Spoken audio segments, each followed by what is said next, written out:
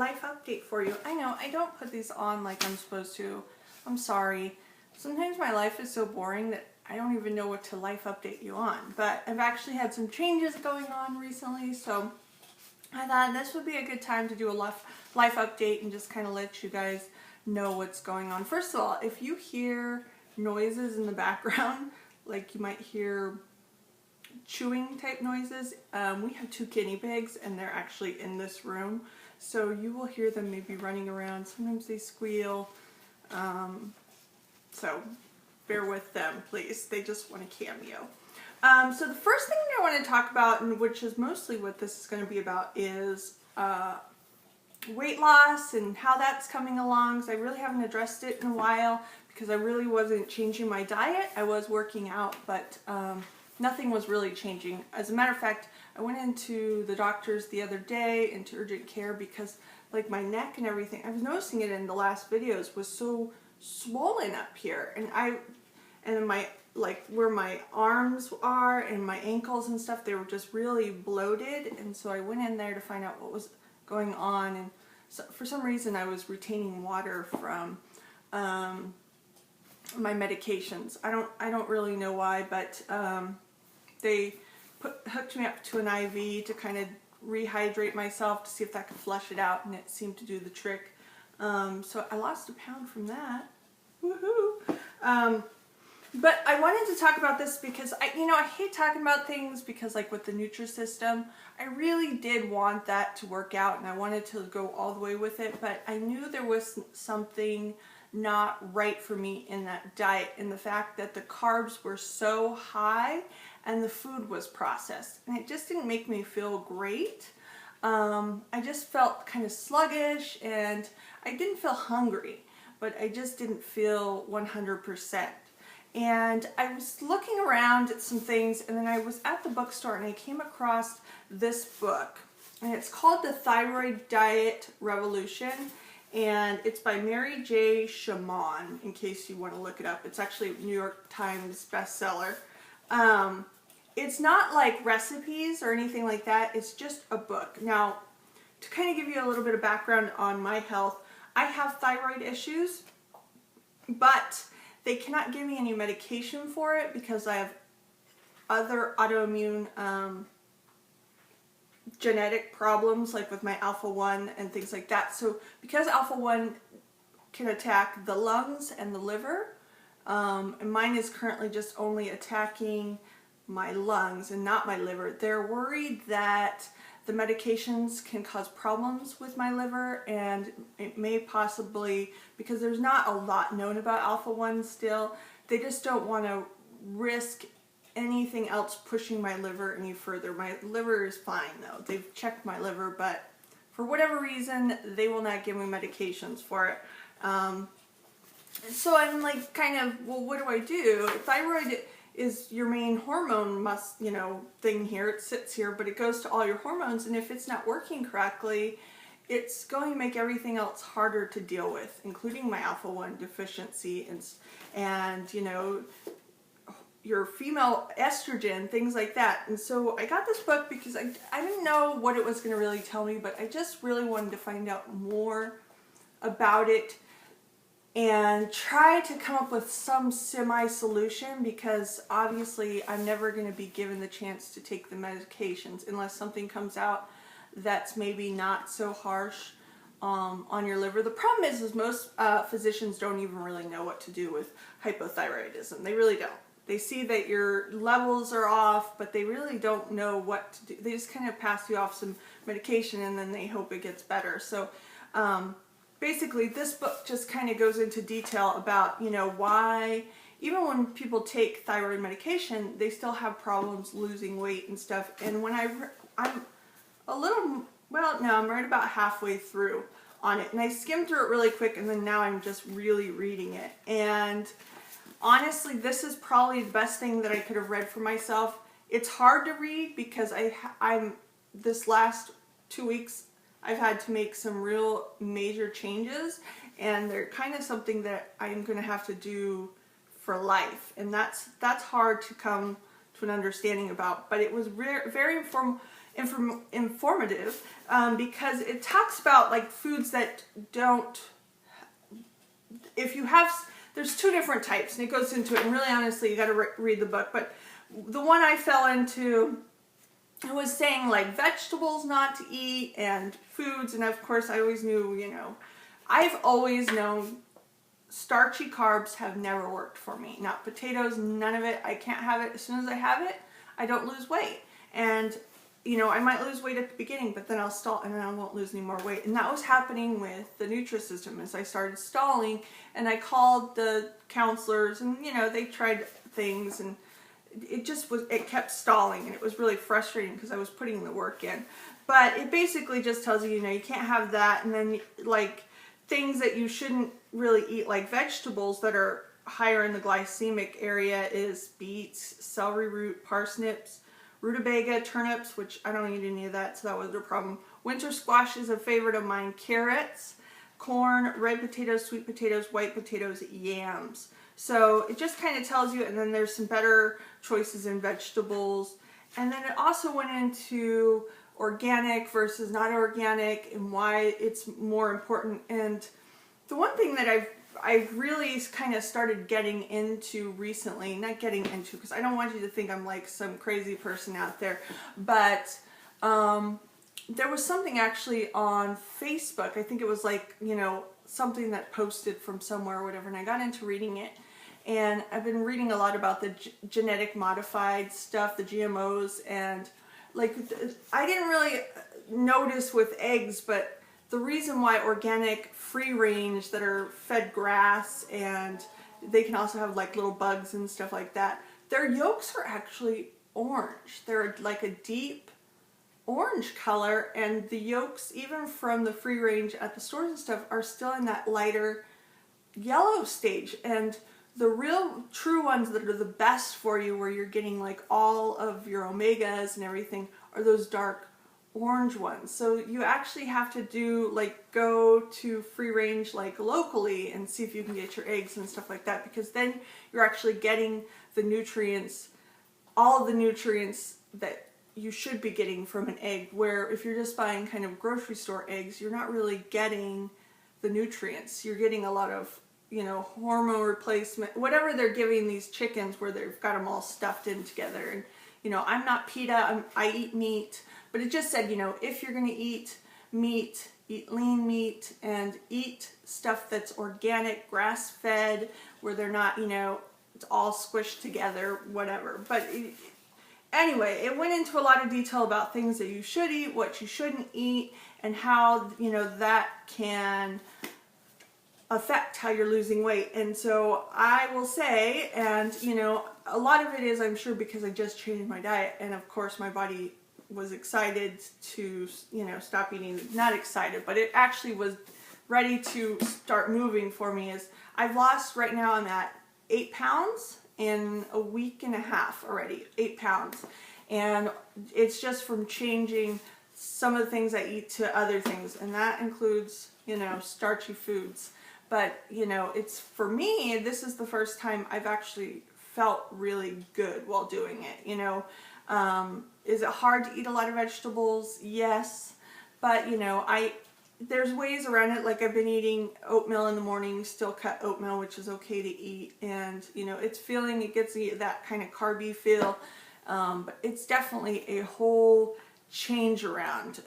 So, you know, it's going to be hard, because I love my sugary foods and stuff, and that's going to be, you know, one of my hardest ones. And of course, when I get my weight to where I want it, hopefully, you know, I can add it in every now and again. But for right now, I know me, and I can't step out of that line. If I step out of it even a little bit, I'll be off the wagon. So, you know, I wanted to share it with you, because if any of you are having issues, a lot of times you may have a thyroid issue and your doctor doesn't even find it in your blood work, because it's very touchy. And some people will go in one time, they'll say they have a hyper, and then the next time they'll come in, they'll say they're hypo, and it goes all over the place. So those aren't really the best tests, although, you know, my tests have always shown that I do have a thyroid issue.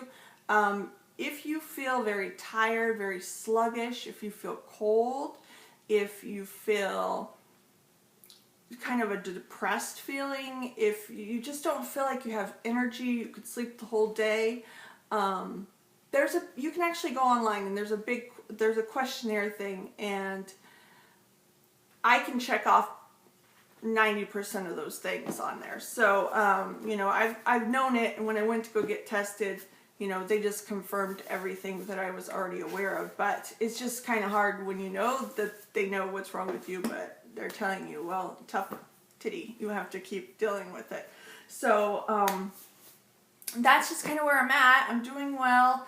So far, so good. I hate talking about it, though, because I almost feel like I'm jinxing myself, but I like to let you guys know what I'm doing as far as changing my lifestyle and stuff like that. The one thing I wanted to talk about too is, I think it was like on Today's Show or one of those shows, that the gentleman, he's younger. I would say he's like 25 maybe at the oldest.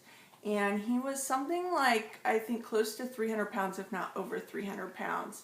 And he lost all the weight, and, well, not all of it, but, he's thin now.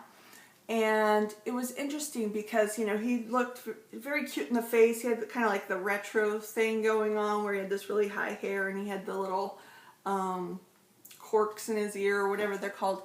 And that took a lot of courage, because he took off his shirt and he showed him, because everybody thought, oh, you look so great, but he wanted to also show what his body looked like, after the weight, that it's not perfect when you lose that amount of weight. And, he had pretty large hanging breasts. His stomach was, hanging, and his arms were hanging, but, he wanted to show that he was body proud still because of what he did and how much he worked out and stuff. I think he did do gastro bypass. But, he wanted people to understand that, just because the weight's gone, there's other problems that go with it. And that's kind of interesting. One thing with my psychology and stuff that I took in school is how things can affect you, just your size and stuff like that. One YouTuber that I really look up to, and I think he's just doing so great, he's younger than me, but Shane Dawson. And I don't know for sure if he did gastro bypass. I think that he lost it all on his own. And it's, a constant struggle with him. He's very thin now. You'd never know it, but, he'll do flashback pictures from high school and stuff. And he seems very down to earth, and he doesn't seem like the fame has really taken over him. He's just very still himself, and he's funny. I love him. But, I really think that it's great that he also speaks out about stuff like that, because, there's so many people that, especially young adults and teenagers, that are so hard on themselves. There's that famous saying, I wish I was as fat as the first time I thought I was fat. Absolutely. I wish I was as fat as the first time I thought I was fat. I wish I would have been enjoying my youth instead of just being so worried about how I looked constantly, and if people were judging me, and if they made fun of me, how do I fix it? I mean, that stuff just really hangs on to you, and it hangs on to you for life. It comes through even now. There's little things that people have said to me, and I still hang on to it. And it's hard to walk away from that stuff, because it's just, and it doesn't have to do with weight. I was very skinny in high school. But outside of high school, when I got into a relationship and stuff, I put on weight. And then, after my son, I put on weight. It's just, your body changes as you get older. But I definitely wish that I had to complain about what I used to complain about instead of now. But, it was really nice. A friend of ours, she had said something to me when we were at the beach, and she said, don't pick on yourself. Enjoy what you are. She's a little bit older than me, and she just said, I wish that I wouldn't have been so hard on myself at that age, because now I'm this age and I just regret all that time. And it was a good point. I need to just enjoy the time and make the most of it. Try to be healthy, try to do my best, but try not to beat myself up so much too. I'm just making sure the time is okay. So, that's what's going on with that. I'm walking, and then I'm still doing the Pilates. So that is what I'm doing right now. And I need a drink of water because I'm getting thirsty. Okay, so I wrote it down because I get so sidetracked. What are you guys doing for spring break? Are you guys doing anything exciting? I think we're not going to do anything this spring break. If anything, we might go down to my husband's mom's house. His cousin, who is basically like his sister, they're very close-knit family, which is very different from my family. But she's had stage 4 colon cancer. She still has it. And they actually only gave her 3 months to live, and now it's been past her 1-year birthday for that. But her birthday is coming up, I think Easter weekend, and apparently her health isn't doing so well, and so, you know, we just want to be there. I think if there's anyone that's going to fight through it, it's going to be her, and she's doing everything possible, you know.